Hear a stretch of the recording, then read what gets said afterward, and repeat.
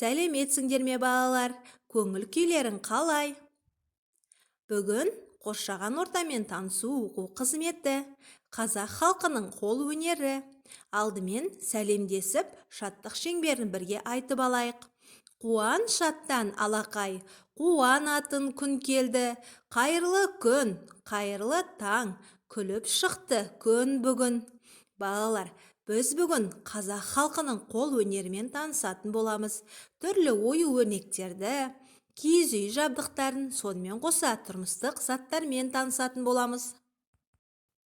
Балалар, Дана мен ағасы қазақтың ұлттық өнері туралы көп нәрсе біледі екен.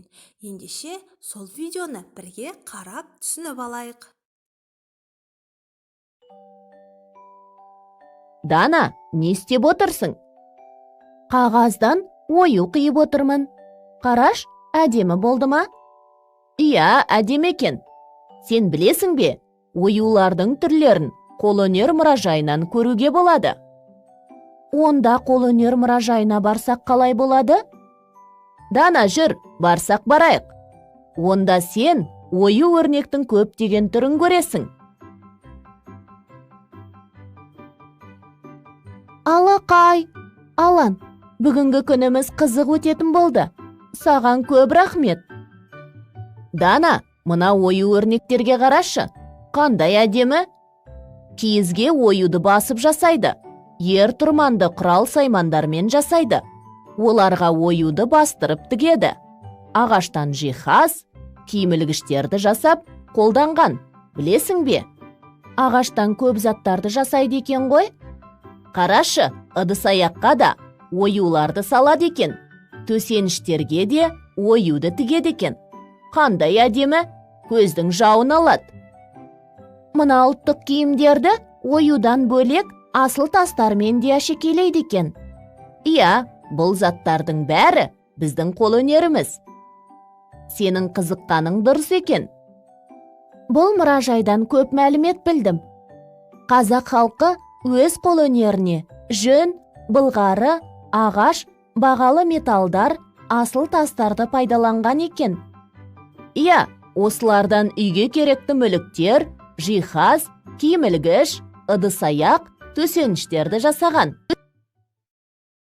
Балалар, Дана мен ағасы қазақтың ұлттық қолөнері туралы көп нәрсе біледі екен. Ендеше біз де үйренейік. Жұмыс дәптерімізді ашамыз, бірінші тапсырмаға қарайық. Бұл қазақтың ою-өрнек түрлері: қошқар мүйіз, тарақ, гүл және бота көз, қаз мойын, құс қанаты, түйе табан, көбелек. Түрлі ою-өрнектерге анықтап қарасаңдар, атауы өз затына ұқсап тұрады екен. Мысалы, қошқар мүйіз, ол қойдың мүйізіне ұқсайды. Бота көз, ботаның көзіне ұқсайды. Көбелек оюы көбелекке ұқсайды. Құс қанаты құстың екі қанатына ұқсайды. Түйе табан түйенің табанына ұқсайды. Күн сәулесі оюы күнге ұқсайды. Міне осылай ою-өрнектер затына, атына ұқсас келеді. Балалар, осы ою-өрнектерді қай жерде қолдануға болады деп ойлайсың? Ою-өрнектерді тұрмыстық заттарға, қазақтың ұлттық киімдеріне түрлі ұлттық өрнектерді пайдаланады. Сонымен қоса жүннен жасалған мүліктерге де қазақтың ұлттық ойындары безендіріледі. Келесі тапсырма: киіз үй жабдықтарын ата, артығынсыз. Балалар, бұл тапсырманы орындау үшін біз киіз үй туралы мәліметті бірге қарап шығайық. Қазақтың киіз үйі. Киіз үй үш бөліктен құралады. Бірінші, үйдің сүйектері, яғни ағаштан жасалған бөліктері. Екінші, киіздері, бұл үйдің киізден жасалған бөлшектері. Үшінші, арқан баулары, оған баулары, басқұрлары және арқандары жатады. Киіз үйдің сүйектері: кереге, киіз үйдің іргесін, шеңберін құрайтын негізгі бөлік.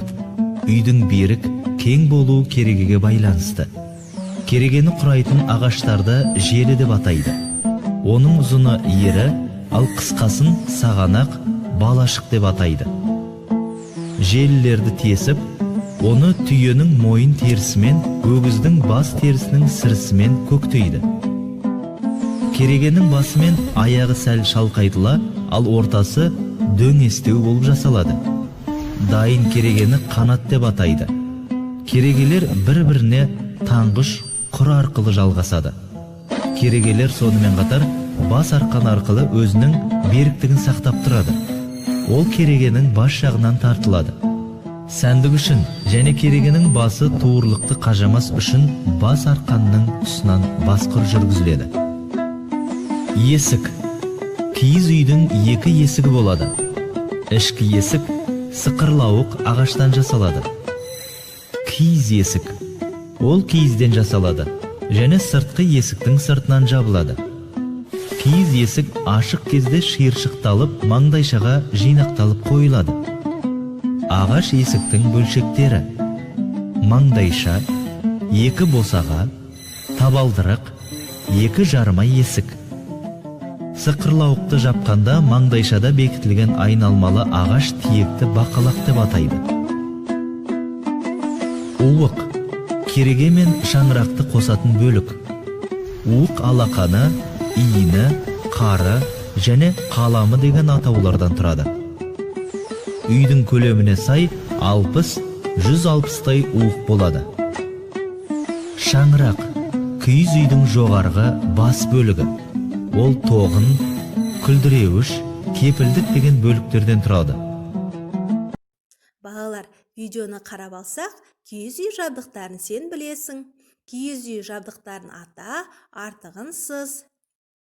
Осы суреттер арасынан киіз үйге жат нәрсені тауып сызып таста. Келесі тапсырмамыз киіз үй бөліктерін атап суретті аяқта.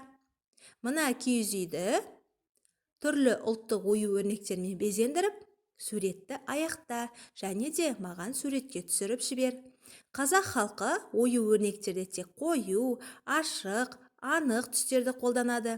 Қазақтың ою-өрнегі тұрмыстық бұйымдар мен киімдерді безендіруге арналған. Балалар, біз бүгін ұлттық қол өнерімізбен таныстық.